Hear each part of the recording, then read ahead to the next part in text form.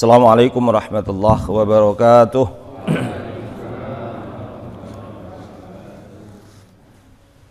Alhamdulillahi wahdah, sadaqa wa'dah, wa nasara abdah, wa a'azza jundah, wa hazamal ahzaba wahdah. Asyhadu an la ilaha illallah wahdahu la syarikalah, wa asyhadu anna Muhammadan abduhu wa rasuluhu la nabiyya ba'dah. Qala Allah Ta'ala fil Qur'anil Karim, a'udzu billahi minasy syaithanir rajim. Subhanaka la ilma lana illa ma 'allamtana innaka antal alimul hakim. Wa qala Rasulullah sallallahu alaihi wasallam, may yuridillahu bihi khairan yufaqihu fid din.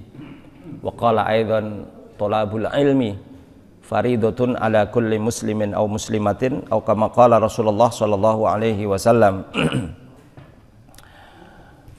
Bapak Ibu jamaah salat subuh rahimakumullah, pertama-tama mari kita sama-sama memanjatkan puji syukur kehadirat Allah Subhanahu wa taala. Di subuh pagi hari ini Allah masih mentakdirkan kita dalam keadaan sehat walafiat, sehingga di subuh pagi hari ini kita bisa melangkahkan kaki kita menuju rumah Allah dan melangkah melaksanakan salat subuh secara berjamaah. Mudah-mudahan ibadah-ibadah kita diterima di sisi Allah Subhanahu wa ta'ala, amin ya rabbal alamin. Sholawat beserta salam semoga senantiasa tercurah kepada junjungan kita, Nabi kita, tuntunan kita, Nabi Muhammad sallallahu alaihi wasallam, serta para keluarganya, para sahabatnya dan para pengikutnya yang setia, dan mudah-mudahan kita juga termasuk di dalamnya. Bapak Ibu jamaah sholat subuh yang dimuliakan Allah, di pagi hari ini saya ingin sampaikan satu tema yang terkait dengan masalah wajibnya Jum'ah, ya. Wajibnya sholat Jum'ah dan siapa yang diwajibkan atasnya. Sebelum itu saya ingin sampaikan beberapa kata hikmah, ya, yang menjadi perhatian kita ini,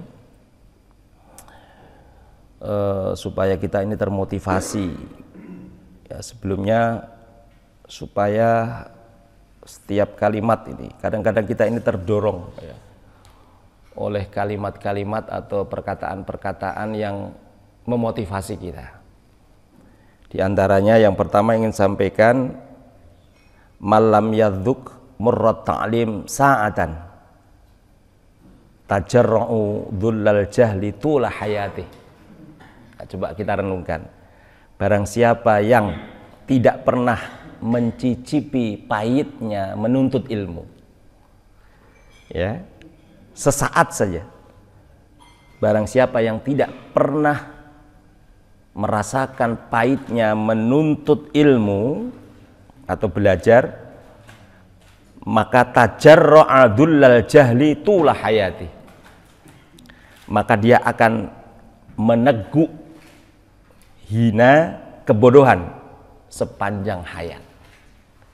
Nah, sering kali kita ini menyesal, ya Bu, ya, tapi masih bersyukur kita, ya, walaupun mungkin dulu suruh belajar nggak nyampe sekolah nggak taunya main di tengah, ini biasa anak-anak itu. Tapi kadang-kadang memang penyesalan itu ya setelah masa tua gitu, ya, atau setelah semua itu berlalu. Berikutnya yang perlu ingin saya sampaikan ini ada kaitannya bahwa ilmu ini memang harus dicatat, ya, karena memang ilmu ini ibarat buruan yang sangat satu buruan yang sangat sulit untuk ditangkap itu. Ya, ilmu itu begitu, Pak. Jadi makanya diperintahkan bahwa ilmu ini seperti buruan yang sangat susah ditangkap itu. Maka caranya supaya buruan kita itu atau ilmu itu bisa kita tangkap, talinya adalah catatan. Ya, ada poin-poin penting yang perlu kita catat gitu. Makanya di kalimat para ulama itu disampaikan al ilmu saydun. Ilmu itu seperti hewan buruan, ya, yang sangat apa itu tadi. Wal kitabatu qaiduhu. Catatannya itu adalah sebagai ikatannya, ya. Maka suyudaka bil khibalil wathiqah. Maka ikatlah hewan buruanmu itu dengan tali yang kuat. Ya, ini kadang-kadang tulis Arab susah, boleh dengan Latinnya gitu. Kalau tulis Latin bahasa Indonesia susah dengan bahasa yang kita pahami. Kalau saya dulu sekolah di Jawa, maknanya itu utawi iki iku, Pak. Alhamdulillah sekabiane puji lillahi kagungane Gusti Allah gitu. Bahasanya bahasa Jawa. Jadi untuk menerjemahkan ke bahasa apa namanya? Indonesia ini memang ya perlu waktu juga gitu kan. Dari Jawa sono yang memaknai setiap kalimat itu dengan bahasa Jawa kemudian diterjemahkan ke bahasa Indonesia supaya bisa kita pahami. Baik, jamaah sekalian, itu sekedar motivasi pentingnya bahwa belajar itu memang ya meskipun kita agak terlambat, ya memang ada pepatah juga belajar di waktu kecil itu ibarat mengukir di atas batu katanya, ya kan? Dan belajar di masa tua itu seperti mengukir di atas air, gimana itu? Jadi memang kalau dari kecil itu Pak nempel betul. Jadi sebenarnya ilmu-ilmu itu ya di waktu kecil inilah kita sebagai orang tua, anak-anak kita ini mau nggak mau memang ya harus agak sedikit keras sedikit kalau masalah ilmu, masalah belajar ini supaya tidak seperti bapak ibunya kan gitu. Jangan kayak bapak ini udah terlanjur nyesel katanya gitu. Biasanya begitu. Tapi nggak apa-apa meskipun nulis di dalam air, begitu kita tulis hilang, kita tulis apa tadi ya kemarin apa ya pelajarannya apa ya. Itu biasa Pak. Tapi kalau yang kecil nih mudah ingat gitu. Tapi semoga mudah-mudahan meskipun kita sudah sepuh-sepuh, sudah agak terlambat, nggak apa-apa, mudah-mudahan semua upaya kita diridhoi oleh Allah Subhanahu wa taala. Baik. Langsung kita akan bicara tentang hal-hal yang akan kita bicarakan di dalam masalah Jumat ini. Pertama, ini ada 4 fasal yang akan kita bahas. Pertama tentang fi wujubil jum'ah. Jadi al-faslul awwalu fi wujubil jum'ah, tentang kewajiban sholat Jumat. Wa ala man tajibu, dan bagi siapa yang diwajibkan. Ya, bagi siapa? Sholat Jumat itu wajib, tapi bagi siapa yang diwajibkan? Itu yang pertama. Asani, yang kedua, fi syurutil jum'ah. Ternyata sholat Jumat itu ada persyaratannya, ada syarat-syaratnya. Asalisu fi arkanil jum'ah. Jadi juga ada rukun sholat Jum'ah. Ar-rabi'u fi ahkamil Jum'ah, tentang hukum sholat Jum'ah atau hukum Jum'atan itu. Baik, kita bahas pasal yang pertama. Al-faslul awwalu fi wujubil Jum'ah. Pasal yang pertama tentang kewajiban Jum'ah. Wa man tajibu alaihi, dan bagi siapa diwajibkan atasnya. Ya, amma wujubu sholatil jum'ati alal a'yan. Adapun kewajiban sholat Jum'ah itu bagi setiap orang, setiap individu. Ya, itu prinsip. Fa huwallazi alaihil jumhur. Inilah pendapat jumhur ulama. Kenapa diwajibkan setiap orang? Karena likauniha badalan min wajibin. Karena keberadaan sholat Jum'ah itu pengganti sholat duhur. Pengganti sholat duhur. Jadi ini prinsip. Ya, badalan min wajibin wa huwa ad-dur. Badalan pengganti min wajibin dari kewajiban. Wajiban apa? Wa huwa ad-duhru, sholat duhur. Dasarnya apa? Bahwa dia sebagai pengganti sholat duhur. Walidhohiri qoulihi ta'ala, ya ayyuhalladzina amanu idza nudiya lis-sholati min yaumil jumu'ah fas'au ila dzikrillahi wa darul bai'. Wahai orang-orang yang beriman, idza nudiya lis-sholati, jika dikumandangkan sholat Jum'ah, jika telah tiba panggilan lis-sholati untuk sholat min yaumil jum'ati, di hari Jum'ah, ya, azan sudah kumandang, fas'au, maka bersegeralah, ya, bersegeralah ila dzikrillah, menuju peringatan Allah, ya, menuju dzikir kepada Allah, wa darul bai', tinggalkan semua aktivitas, ya. Walaupun di sini disebutkan bai'un itu perdagangan, perniagaan, ya, kesibukan-kesibukan itu harus ditinggalkan. Kalau dalam ayat ini memang wadarul bai' dzalikum khairul lakum in kuntum ta'lamun. Itu lanjutan ayat. Yang demikian itu lebih baik dari kalian, dari dzalikum khairul lakum. Yang demikian itu lebih baik daripada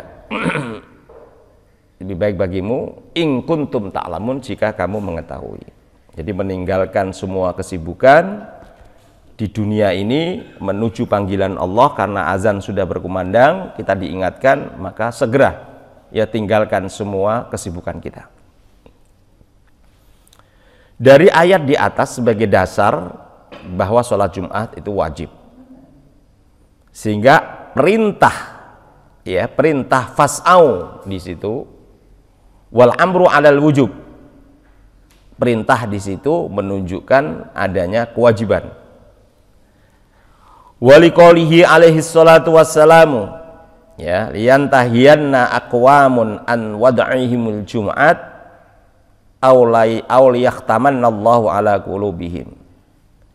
Siapapun dikhawatirkan yang meninggalkan atau tidak menegakkan panggilan sholat Jum'ah ini, dikhawatirkan Allah akan menutup hati-hati mereka,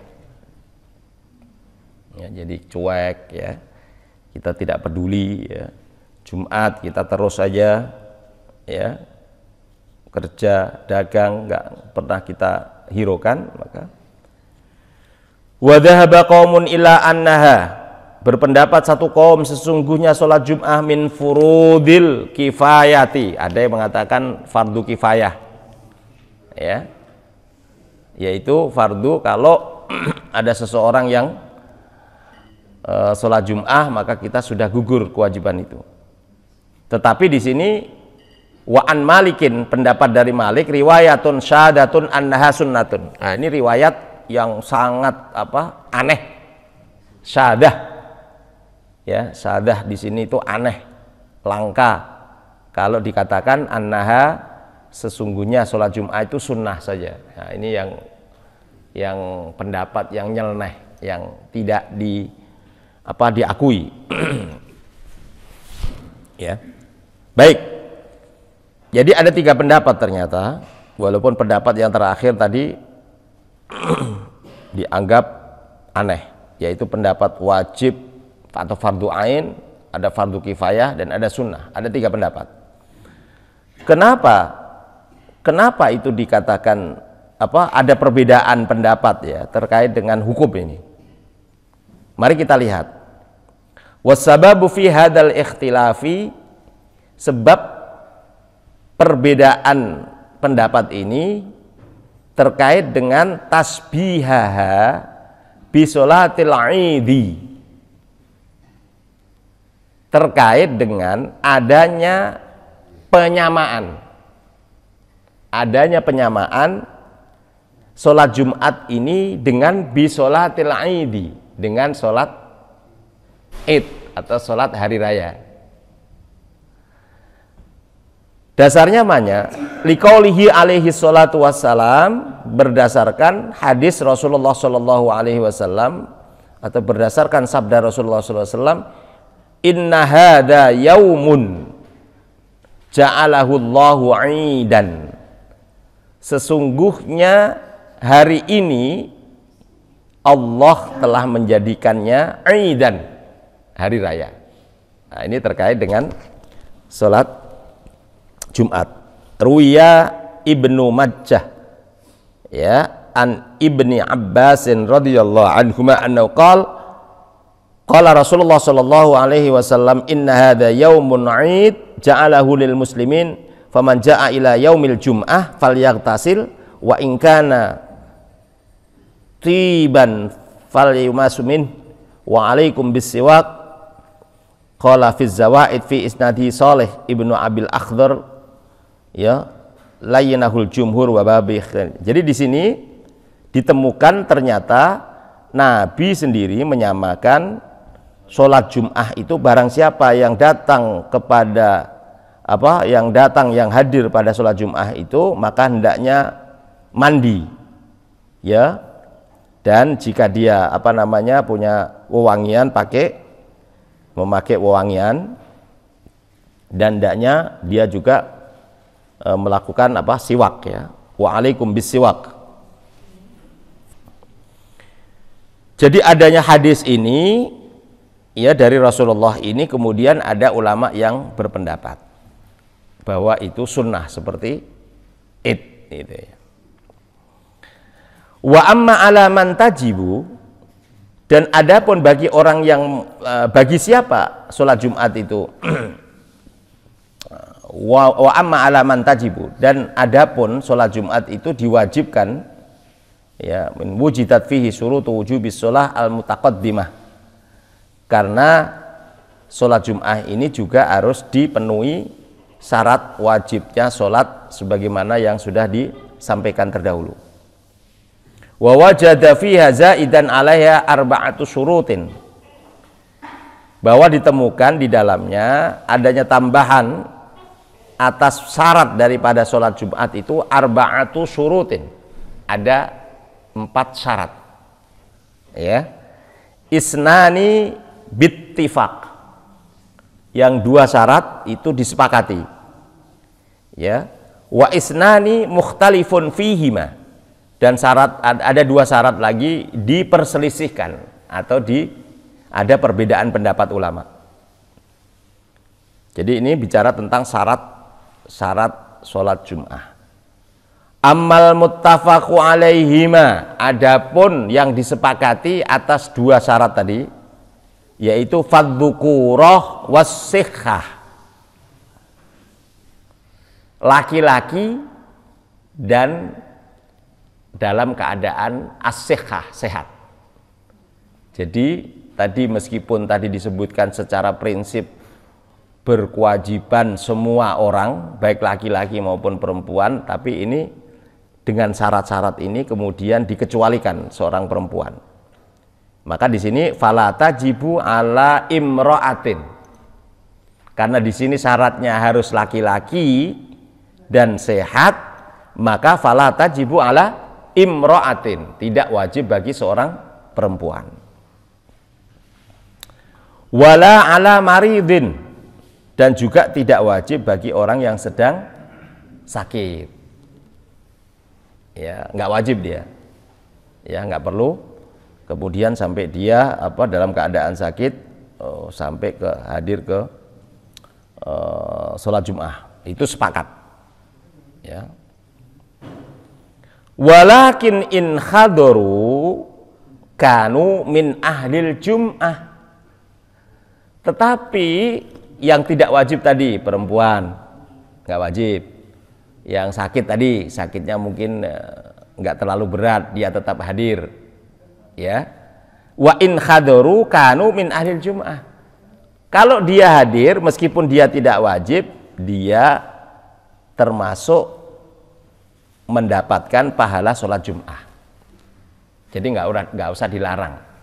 Misalkan ada masjid, ada ibu-ibu disiapkan tempat, ada kebiasaan, boleh ya, nggak wajib dia sebenarnya ya, tetapi dia hadir, dia mendapatkan sholat Jum'ah dan tidak perlu sholat zuhur lagi ya. Ini enaknya ibu-ibu, nggak wajib datang ikut sholat Jum'ah misalnya, kalau memang disediakan ya, ada masjid tertentu yang memang luas, itu untuk ibu-ibu yang sudah biasa tadi, yang hanya pakai dalil yang pertama tadi, wajib bagi semua orang ya, tidak apa-apa gitu. Tetapi dia sebenarnya tidak wajib. Wa ammal mukhtalifu fihima, kalau tadi yang dua disepakati harus laki-laki dan sehat, sekarang yang diperselisihkan yaitu al-musafiru wal abdu, orang yang dalam keadaan musafir, dalam keadaan perjalanan, ya. Itu yang diperselisihkan.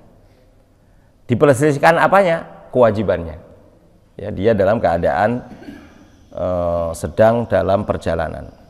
Wal abdu, dan budak. Di sini abdun. Fal jumhuru ala annahu la tajibu alaihimal jum'ah. Jumhur ulama mengatakan terhadap musafir dan hamba sahaya itu la tajibu alaihimal jum'ah, tidak wajib atas keduanya sholat Jum'ah. Itu pendapat yang jumhur ulama.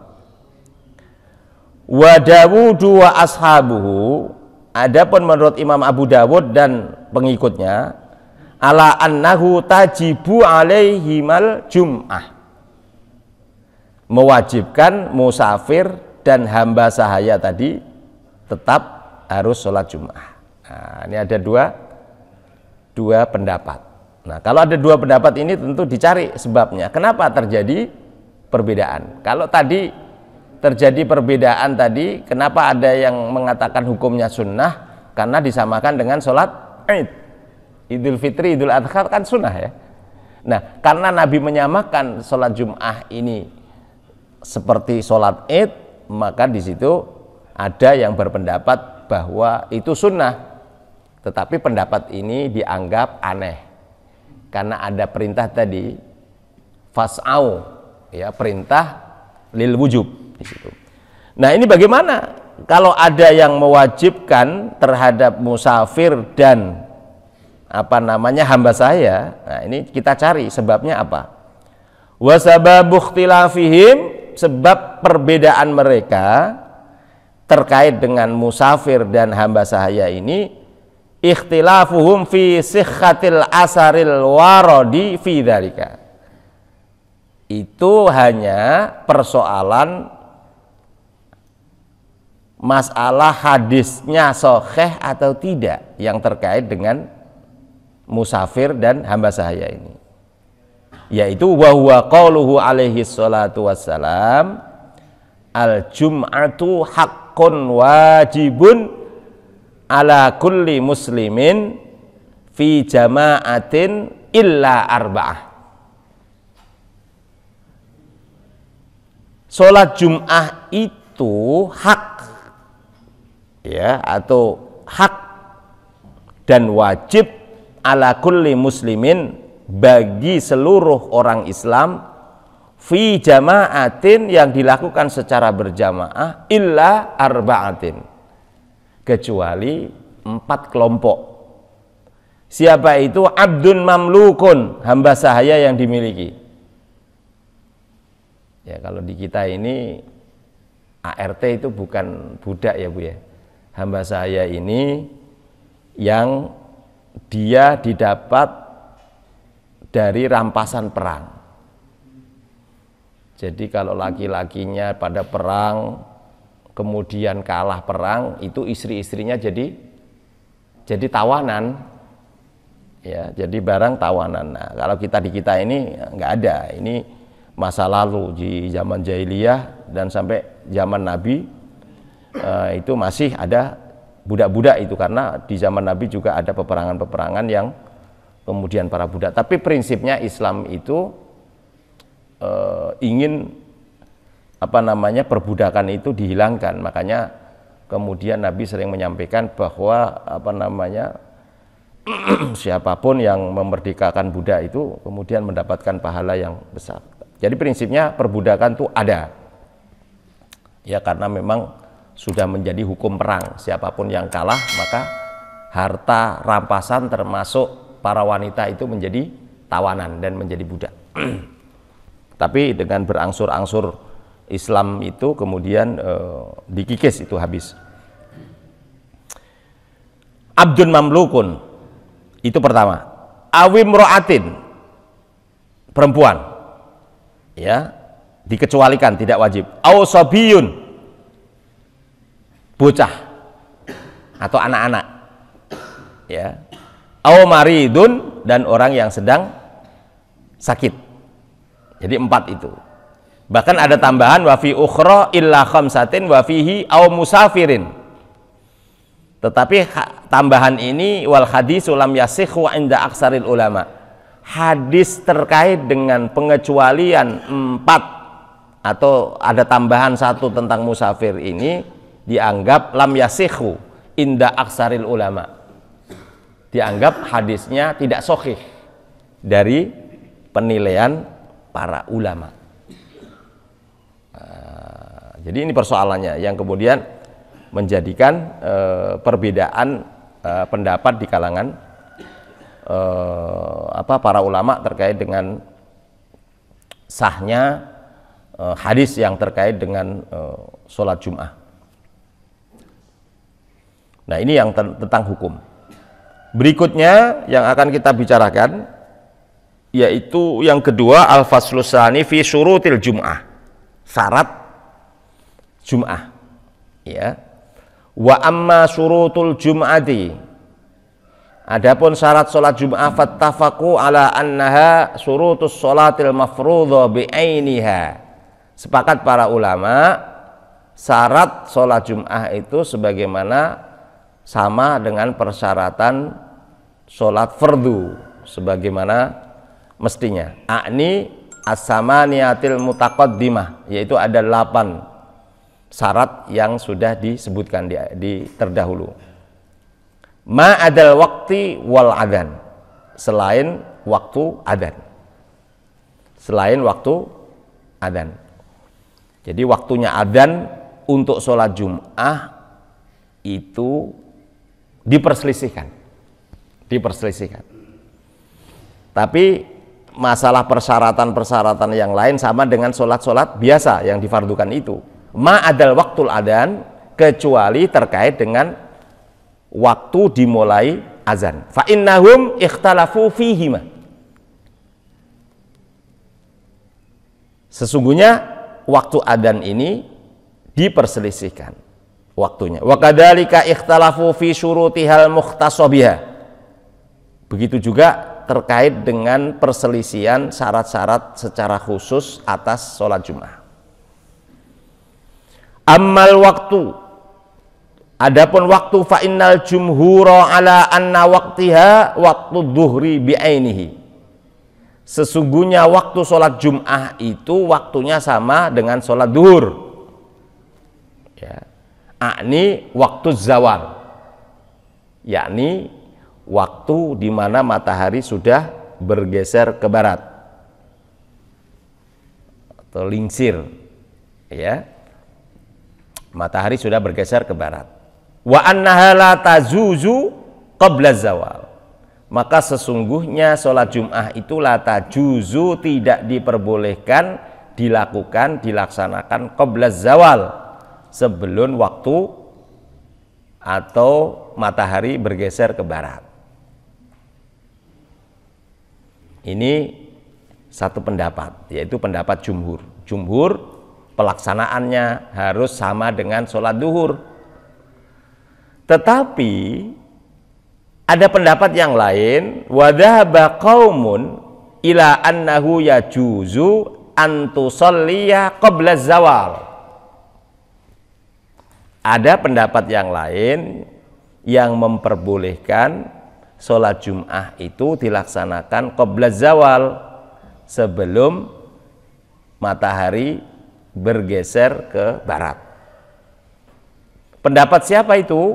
Wa huwa qaulu Ahmad bin Hambal, yaitu pendapat Imam Ahmad bin Hambal, dari 4 imam yang masyhur itu, yaitu Imam Abu Hanifah, Imam Malik, ya, kemudian Imam Syafi'i dan Imam Ahmad bin Hambal.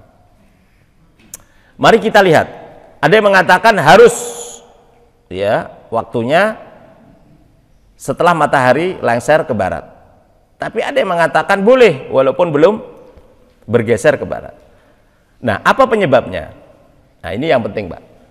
Penyebabnya apa? Ada perbedaan pendapat ini. Wasababu fi hadzal ikhtilafu fi mafhumil asar al-waradah.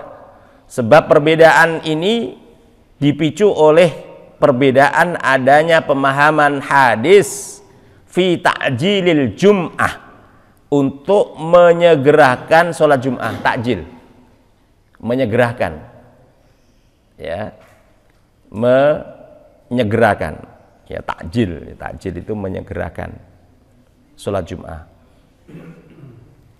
Adanya hadis, tapi hadis ini diperselisihkan pemahamannya. Ma kharrajahul Bukhari, sebagaimana hadis yang diriwayatkan atau dikeluarkan oleh Imam Bukhari, an Sahli bin Sa'ad, dari Sahal bin Sa'ad, annahu qal, sesungguhnya Imam Bukhari atau Sahal bin Sa'ad itu mengatakan, qal ma kunna nataghadha ala ahdi Rasulillah wala nukilu illa ba'dal Jum'ah. Jadi di sini sesungguhnya kami pagi-pagi, ya, atau segera di zaman Rasulullah itu sholat Jum'ah, wala nukilu illa ba'dal Jum'ah. Dan di situ bayang-bayang menunjukkan, belum menunjukkan bahwa matahari itu sudah ada bergeser ke barat, ya. Dan itu baru terjadi illa ba'dal Jum'ah. Jumat sudah selesai, baru bayang-bayang itu lengser. Jadi berdasarkan hadis saat ini menunjukkan bahwa satu ketika di zaman Nabi itu pernah sholat Jum'ah itu dilakukan sebelum matahari bergeser. Artinya belum masuk waktu duhur. Waktunya masuk itu Jumat sudah selesai.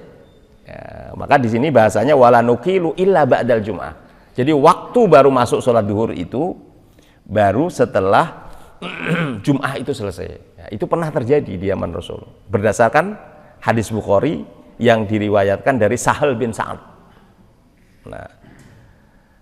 Nah, hadis ini hanya masalah pemahaman aja. Termasuk wa misla maruya, ada hadis lagi yang diriwayatkan annahum kanu yusalluna, sesungguhnya mereka semua melaksanakan sholat, ya, wa yansharifuna wa malil jidarani adlalan, tetapi mereka semua sudah selesai, sedangkan bayang-bayang, ya, di tembok ini, atau wa malil jidarani adlalan, sedangkan bayang-bayang ini belum menunjukkan atau belum terlihat.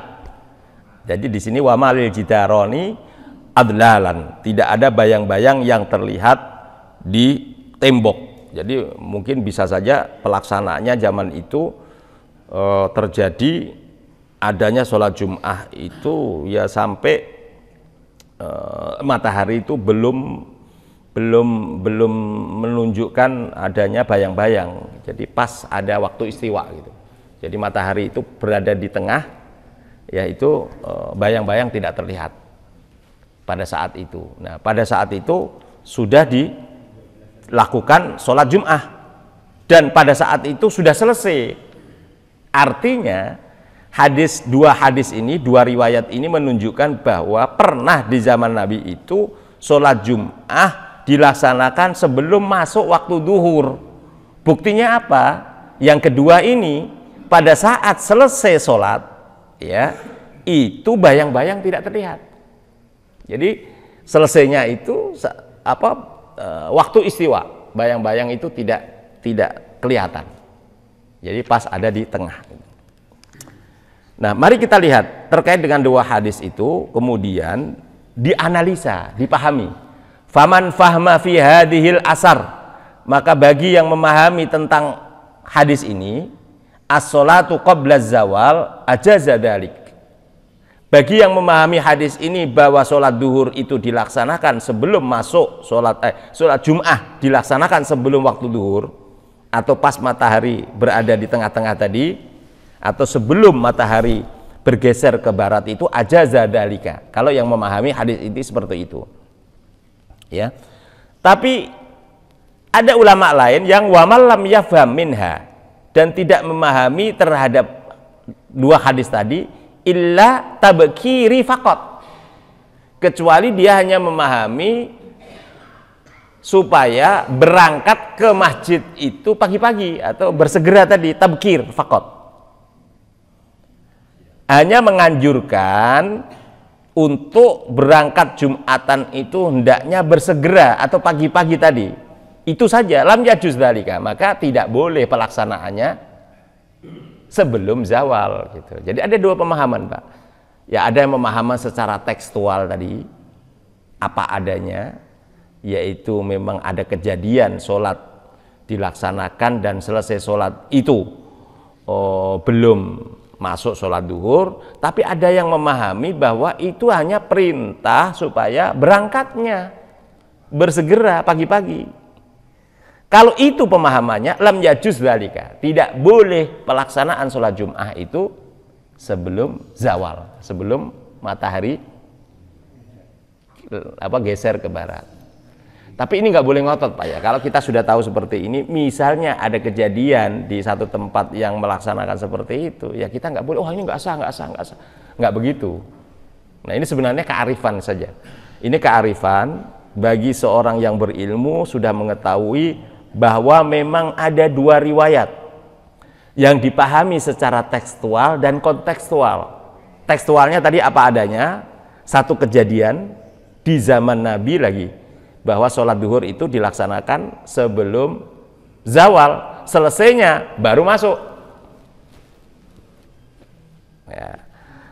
Tetapi ada pemahaman bahwa itu hanya perintah supaya bersegera pagi-pagi.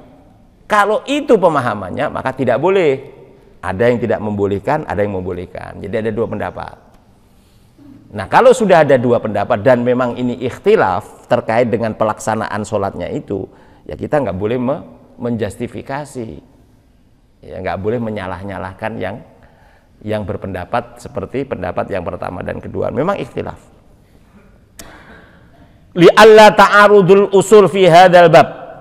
Andaikan ini ada perselisihan prinsip dalam bab ini, wadzalika annahu qad sabata min hadisi Anas ibnu Malik, berdasarkan hadis dari Anas bin Malik, anna Nabiyya sallallahu alaihi wasallam kana yusallil jum'ah, ya, kana yusallil jum'ata khina tamilu syams, di mana berdasarkan adanya hadis dari Anas ini bahwa sholat Jum'ah itu dilakukan setelah matahari itu lengser ke barat. Wa aidon fa innahu lamma kanat badalan minadh dhuhri, dan begitu juga kalau keberadaan sholat Jum'ah ini pengganti daripada sholat duhur, maka wajaba ayyakuna waktuha, ayyakuna waktuha waktu duhur.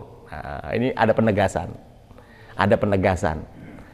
Tapi prinsipnya, karena tadi tekstual di zaman Nabi memang seperti itu, kita tidak boleh ngotot, Pak. Walaupun ini kan berargumen dari salah satu yang berpendapat bahwa itu menunjukkan bukan perintah pelaksanaannya, tapi perintah untuk berangkatnya, maka disisipi dalil untuk menegaskan itu dengan satu penegaskan bahwa keberadaan sholat Jum'ah itu adalah badalan minal duhri, bahwa sholat Jum'ah itu pengganti sholat duhur, maka wajaba ayyakuna waktuha waktu duhur,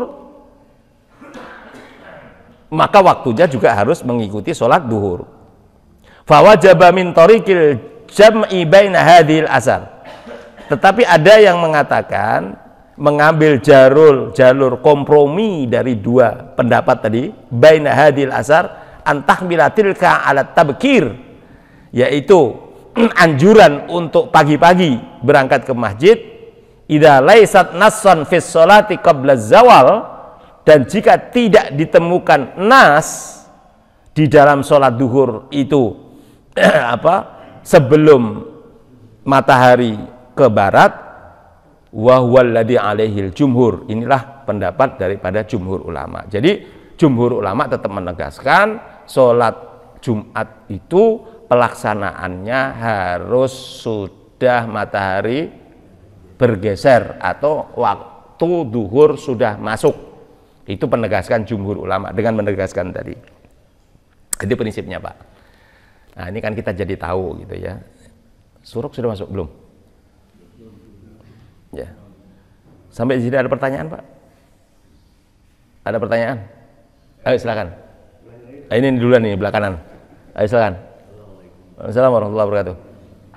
Nah, ini tadi yang pertanyaan saya itu saya mau mencontohkan kayak imsak itu ya, sahur itu. Ya. Sebenarnya kan sampai subuh. Ya. Jadi ada pendapat bahwa itu cuman biar berangkat persiapan untuk Ya. Ya. Ya, sama hampir seperti itu. Jadi imsak itu ada yang mengatakan imsak itu kan menahan ya, menahan. Jadi adanya persiapan. Kalau dalam analogi mungkin sebelum merah itu ada lampu kuning. Ya, ada perhatian, semacam perhatian gitu. Nah, ini bisa saja dianalogikan seperti itu, bahwa memang batasnya untuk tidak boleh makan sahur itu ya tadi kira-kira berapa menit ini. Tapi misalnya gitu kan mendekati tadi, sebenarnya batas akhirnya itu memang waktu masuknya fajar tadi, yaitu subuh, sholat subuh itu. Nah, tapi bagi yang ini sudah diberikan ancang-ancang. Nah, sebelum itu masuk betul di batas itu, kita sudah berhenti ya. Jadi sebelum merah itu, kuning itu kita sudah harus berhenti karena sudah lampu kuning gitu. Ya, misal seperti itu. Jadi memang ini ada dua tadi. Ada yang mengatakan oh belum subuh ini kan enak aja. Nanti kalau subuh sudah berhenti gitu. Sehingga kemudian begitu Allahu Akbar pasti ada yang di mulut. Nah, ini kan kalau yang ini ya sudah dikumur aja diselesaikan gitu. Itu juga nggak ada masalah gitu. Ya, yang jadi masalah ketika kemudian kan baru subuh belum sholat. Masih dilanjutin gitu kan. Nah, ini kan akal-akalan gitu ya, kadang-kadang diakal-akalin gitu. Ya sudah gitu. Kalau ada berpendapat seperti itu ya sudah kan gitu. Jadi agama ini sebenarnya nggak perlu harus digontok-gontokan. Yang penting ada puasa nggak? Puasa. Yang nggak puasa ya ini. Nah, itu jawabannya Pak ya. Boleh jadi seperti itu. Bapak silakan. Assalamualaikum warahmatullahi Waalaikumsalam warahmatullahi wabarakatuh.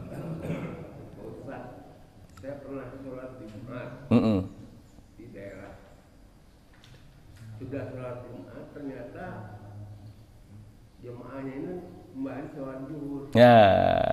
Itu hukumnya gimana? Ya, ini memang terjadi. Pengalaman Bapak itu betul. Jadi begini Pak, ini memang di dalam buku fikih ini Imam Syafi'i ini banyak. Terutama Imam Syafi'i ini mensyaratkan Pak, bahwa sholat Jum'ah ini dari jumlah itu ada 40 orang. 40 orang Pak. Dan itu syaratnya dari hitungan itu 40. Yang kedua itu juga mukimin, orang-orang tempatan. Nggak boleh orang yang musafir, ada orang yang bukan tempat di situ ikut sholat Jum'ah. Kalau misalkan di kantor-kantor itu kan dari ini Pak. Nah, itu kalau mau ngikuti Imam Syafi'i betul, itu seperti itu kejadiannya. Seakan-akan sholat Jum'ah itu dianggap belum cukup. Ada pendapat seperti itu. Sehingga kemudian karena adanya persyaratan 40 tadi, tapi sebenarnya hadisnya Pak, itu Imam Hanafi jangankan sampai 5-10 orang, itu ada satu jamaah dan imam itu sudah ada kewajiban di situ karena al-a'yan tadi. Tapi karena ada pendapat jumlah, ada 3, ada 5, ada lebih dari 13. Karena pada saat itu mengacu kepada peristiwa pertama kali sholat Jum'ah itu 13 orang itu pun bubar. Bayangkan itu.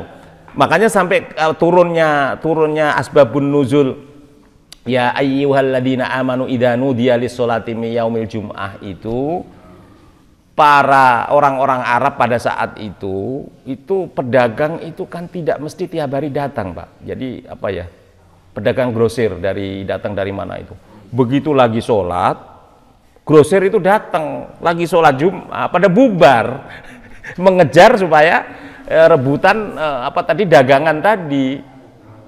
Ya makanya di sini disebutkan, ya ayyuhalladzina amanu idza nudiya lis-sholati min yaumil jumu'ah fas'au ila dzikrillahi wa darul bai' dzalikum khairul lakum in kuntum ta'lamun fa idza qudiyatis sholatu fantashiru fil ardi wabtagu min fadlillahi wadhkurullaha katsiran la'allakum tuflihun wa idza ra'au tijaratan aw lahwan faddu.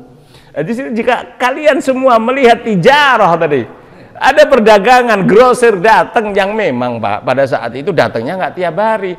Kalau ini nungguin ini dia pergi, kita nggak kebagian juga. Jadi berebut dia keluar masjid pada saat itu, ya meninggalkan sholat Jumat. Maka di situ sampai disebutkan itu dalam akhir sholat sholat Jumat di surat Jumat itu disebutkan bahwa ya beribadah itu lebih baik daripada karena rezeki itu sudah diatur oleh Allah. Makanya ada sebuah kalimat itu, kalau kerja keras itu menjadikan orang itu kaya, itu tentu para ahli bangunan, orang pekerja keras itu orang yang kaya duluan gitu kan, yang banyak duit kan gitu.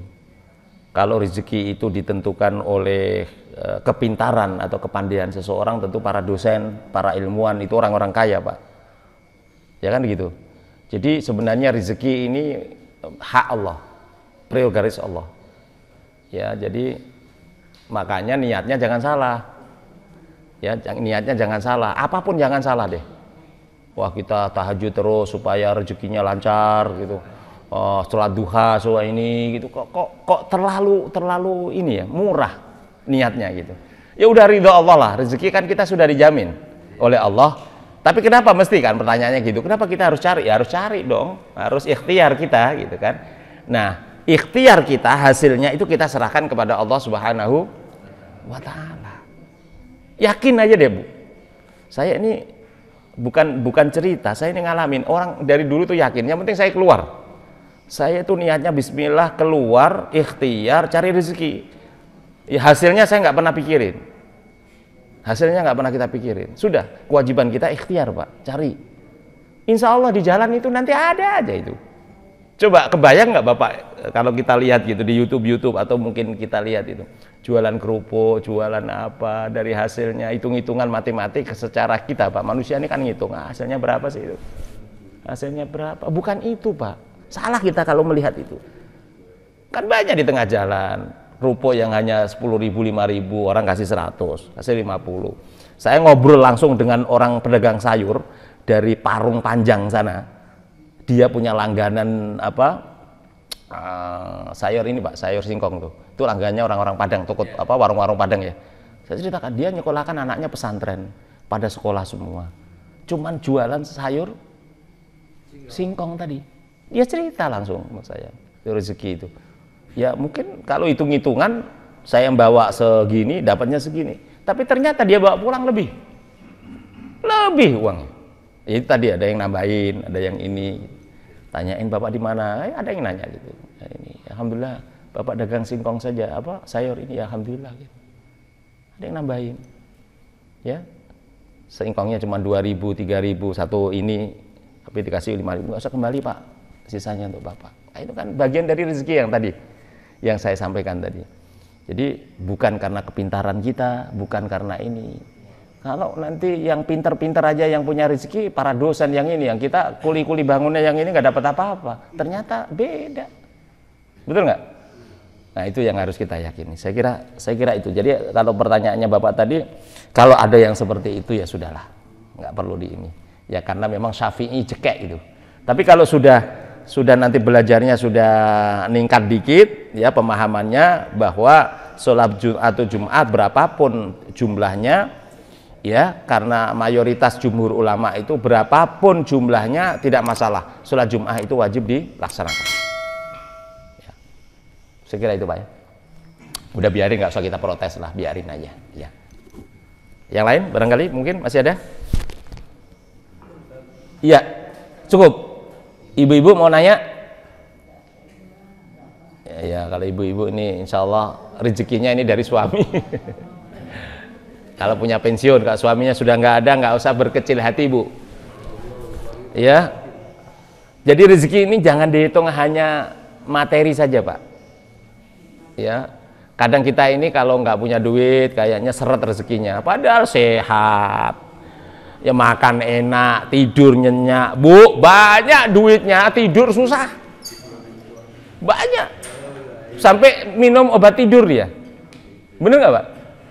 Ya saya kok aneh ya, sedangkan saya bau bantal saja sudah pules gitu. Nah, gitu. Makanya ini bagian dari rezeki. Kalau tidak ada pertanyaan, dan saya kira sudah cukup, nanti insya Allah kita lanjutkan di minggu berikutnya. Yang terkait tadi ada 4 masalah yang belum kita sampaikan tadi. Ada yang masalah adzan ya, masalah adzannya tadi bagaimana, seperti apa. Nah, ini kita akan lanjutkan di insya Allah di bulan berikutnya ya. Anggap pertanyaan cukup, suruk sudah masuk ya Pak ya. Kita akhiri dengan bacaan kifaratul majlis. Subhanakallah bihamdika asyhadu an la ilaha illa anta nastaghfiruka wa natubu ilaik. Wal afu minkum. Wassalamualaikum warahmatullahi wabarakatuh.